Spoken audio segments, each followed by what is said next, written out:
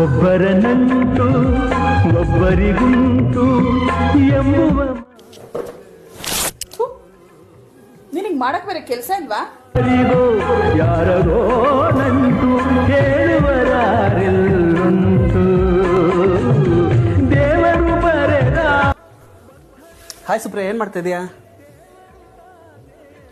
ನನ್ನ ನೆಮ್ಮದಿಯಾಗಿರೋಕ್ಕಂತೂ ಬಿಡಲ್ಲ ಅಲ್ವಾ ನೀನು? ಮನುಜನ ಮದುವೆಯೋ ಬೊಂಬೆಯ ಮದುವೆಯೋ ತಾಳಿಯು ತಾನೆಯೇ ಸಾಕ್ಷಿ.